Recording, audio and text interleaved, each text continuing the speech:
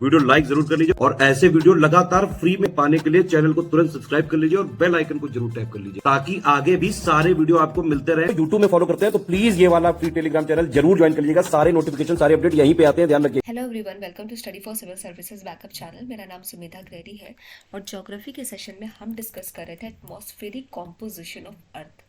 ठीक है, जो हमारे एटमॉस्फेयर का कॉम्पोजिशन है अर्थ का, वो किन किन गैसेस से, किन किन चीज़ों से बना हुआ है, किन गैसेस का कितना परसेंट है।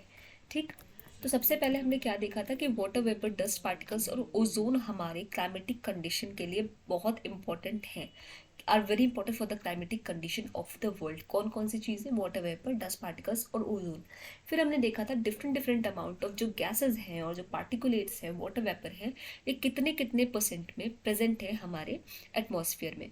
तो सबसे ज़्यादा अमाउंट में जो गैस प्रेजेंट है वो कौन सी है? नाइट्रोजन 78% प्रेजेंट होती है। ठीक है, नाइट्रोजन, ठीक है, ये मोस्ट अबंडेंट गैस है। फिर आती है आपकी ऑक्सीजन, ये 21% प्रेजेंट होती है। फिर आर्गन आती है, 0.93% प्रेजेंट होती है, इनर्ट गैस है। और भी बहुत सारी नोबल गैसेस जो प्रेजेंट है वो कौन कौन सी? आपकी हीलियम, नियॉन, क्रिप्टन, ज़ेनन, ठीक है, रेडॉन एक्सेट्रा। ये सारे कैसे, इनका कोई अमाउंट नहीं है डेफिनेट क्योंकि ये ट्रेसेस में प्रेजेंट है। फिर आपकी आती है कार्बन डाइऑक्साइड, 0.03%। ये बहुत हैवी गैस है।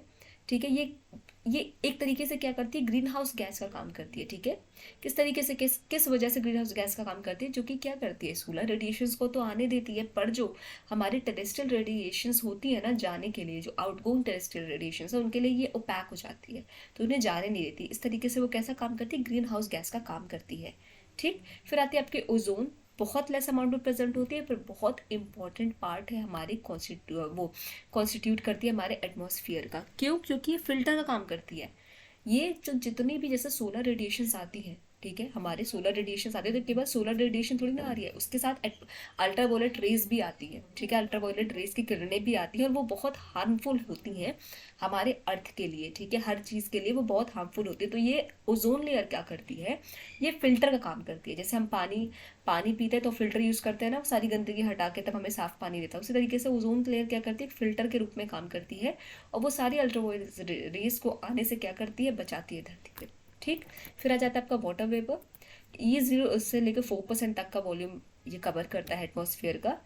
ये इसका जो वाटर वेपर का जो कंटेंट है, ये क्या होता है? इक्वेटर से लेकर पोल की तरफ क्या होता है? डिक्रीज होता जाता है। सबसे ज़्यादा इक्वेटर पे रहेगा, फिर पोल की तरफ जैसे जैसे बढ़ेंगे तो डिक्रीजिंग टेम्परेचर की वजह से क्या होता है? ये भी डिक्रीज होता है। फिर आता है आपका particulate, solid, salt, pollen, smoke, ये सारे क्या, ये थोड़े छोटे अमाउंट में प्रेजेंट होते हैं आपके एटमॉस्फेयर में। किस लेयर में? ट्रोपोस्फियर में। ठीक, ये था आपका कॉम्पोजिशन।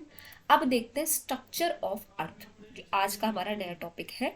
ये स्ट्रक्चर ऑफ अर्थ, जैसे हमने पहले भी डिस्कस किया था कि अर्थ में कई लेयर्स हैं। ठीक है, सबसे नीचे आपका क्या आता है? ट्रोपोस्फियर, फिर स्ट्रेटोस्फियर, मेसोस्फियर, थर्मोस्फियर, लास्ट में आपका आता है एक्सोस्फियर। ठीक है, दो the upper limit of the atmosphere is considered to be extended up to 10,000 kilometers from the sea level. About 99% weight of the atmosphere is confined to the height of only 32 kilometers. अब भले ही upper limit हमारी, या हम इतना मानते हैं कि जो हमारा एटमॉस्फेयर है वो 10,000 किलोमीटर सी लेवल से ऊपर तक एक्सटेंड करता है, पर जो 99% वेट है ना हमारे एटमॉस्फेयर का, वो किस लेयर में प्रेजेंट होता है, कितने दूरी में प्रेजेंट होता है?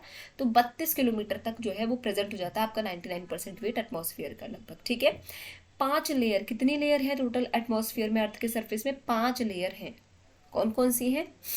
Thermosphere, stratosphere, troposphere, stratosphere, mesosphere, thermosphere और एक्सोस्फेयर। अब एक एक ये जो सारी की सारी आपकी लेयर्स हैं मेजरली इंपॉर्टेंट है। ठीक, सबसे पहले पढ़ेंगे troposphere. It is the lower most and the most important layer of the atmosphere, as almost all the weather phenomena occur in this layer.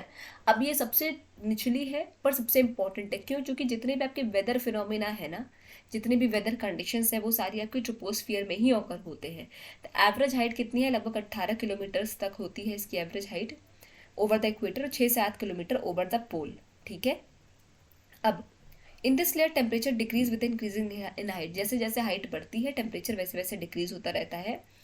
1 degree Celsius पर 165 किलोमीटर या फिर 6.5 डिग्री सेल्सियस पर 1000 metre के रूप में जो है डिक्रीज होता है temperature. This rate of decreasing in temperature is called normal lapse rate. अब ये बहुत इंपॉर्टेंट टर्म यहाँ आ जाता है, नॉर्मल लैप्स रेट का। कभी आपसे पूछ लिया कि क्या होता है, तो जैसे जैसे हाइट बढ़ती है टेम्परेचर डिक्रीज होता है। फॉर एग्जाम्पल जब हम ऊपर जाते हैं तो हर 165 मीटर के इंक्रीज में 1 डिग्री सेल्सियस डिक्रीज हुआ, या फिर हर 1000 मीटर पे आपका 6.5 डिग्री सेल्सियस क्या होता है, टेम्परेचर डिक्रीज होता है। इसको हम क्या बोलते हैं, नॉर्मल लैप्स रेट।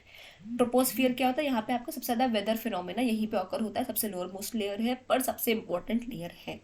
ठीक है, आगे के जो हमारे सारे लेयर्स है वो हम नेक्स्ट लेक्चर में डिस्कस करेंगे। आई होप आपको सेशन समझ में आया होगा। कोई भी डाउट हो तो प्लीज कमेंट सेक्शन में कमेंट करके जरूर बताइएगा। और अभी तक अगर आपने चैनल को लाइक शेयर सब्सक्राइब नहीं किया है तो प्लीज कीजिए, बेल बटन को प्रेस करना ना भूलिए। Thank you so much for watching.